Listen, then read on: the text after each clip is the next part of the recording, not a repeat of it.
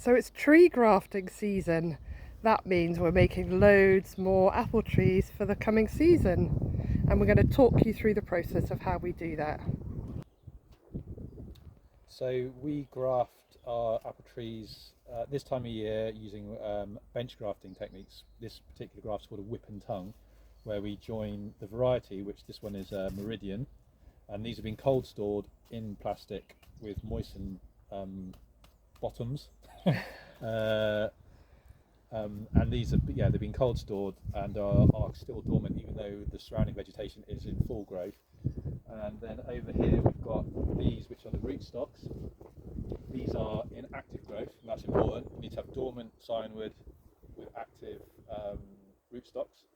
This is a M26, which is a small kind of garden type tree size with Meridian. So we're going to show you how to join this to this to get a Meridian tree, which grows about 3.5 meters tall. And where do the cuttings come from? Where does the scion wood come from? Very good question. These are all come from our orchards here, which we've kind of tested for disease resistance and hardiness in this kind of climate. So tool wise, it's pretty basic. You just need a sharp pair of secateurs, a really sharp grafting knife. This is a single bevel, so it's beveled here and flat here, and that makes you able to do really controlled fine cuts with it. It's razor sharp, and you have to sharpen it very regularly to keep that razor sharp edge. This is a kind of a very particular type of tape, which is really stretchy, like that, and use it to bind the graft. And then weatherproof pen, that's really important, with a weatherproof label. Labeling is really important because you want to know what the variety is and what the rootstock number is. So what we're going to do first of all is prepare the scion wood, which is the, if you remember from before, the named variety of the tree that will fruit. So I'm going to cut it just above a bud, so we've got a nice clean bit of wood there. I'm going to tip it to about 15 to 20 centimeters, doesn't really matter. You could actually do it to here, as long as there's one bud. This is a dormant bud. As long as there's one bud, it should bond and then grow from that bud. But I like to have quite long bits because it makes it a bit more visible. Now what I'm going to do is make a particular type of cut. Best if you just watch. And I check the flatness of that. There's a bit of fiddling around sometimes. Then I do a kind of stop cut, like that, just to kind of get a little lip. And I'm always checking just to make sure it's all flat, which this is. Don't know if you can see that. It's quite a flat edge. And then I do a back cut to create a little tab or a tongue. This is one of those times when you do something you never should do, children, which is cut towards your fingers. So I've done a little lip like that. Next of all, I take the rootstock. You want to come about 20 centimeters above the roots. That gives you plenty of stem to work with. I use that as a guide. That's about 20 centimeters for me. So I make a cut there, a flat cut. And then I offer up the scion wood to that, mark where it goes, then do a little stop cut, and then back up the wood about the same thickness as the scion wood. And I'm always checking to make sure that's about right. So you see that's about the same thickness.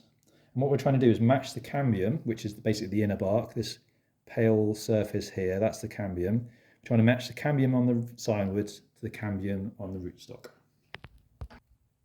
So yeah, just off camera I've kind of neatened it up a little bit, but essentially we've got a flat cut here with a nice smooth finish, and I've tested that against the scion wood, and it's the same length and about the same width. It doesn't need to be 100% perfect, but good enough.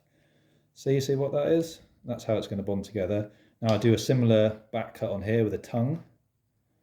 It's really important to lock your thumbs together, and it stops you slipping and then putting this razor sharp knife into your very soft, delicate fingers.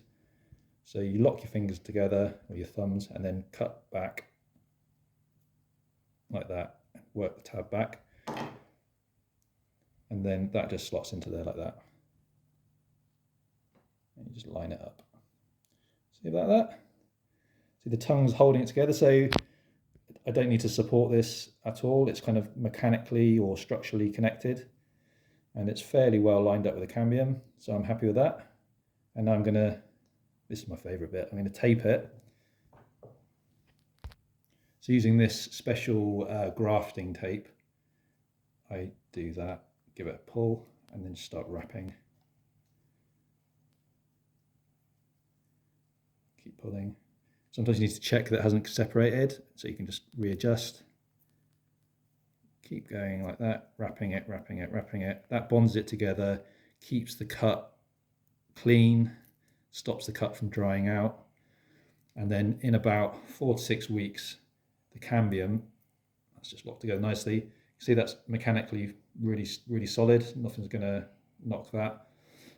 Yeah, the cambium will join together, it will fuse, these buds will start growing, and in 1 to 2 years, this will be a usable apple tree, a Meridian apple tree on a M26, available from our website, Which is oneplanetorganics.co.uk. So something else we're thinking of doing is making scion wood available to people through our website who want to graft their own trees. So if that interests you, get in contact. We'd like to know that there is some interest before we start doing it, but we have about 100 varieties of tree here. So if you're interested in making your apple trees, which is really rewarding and satisfying, I recommend it. Get in contact.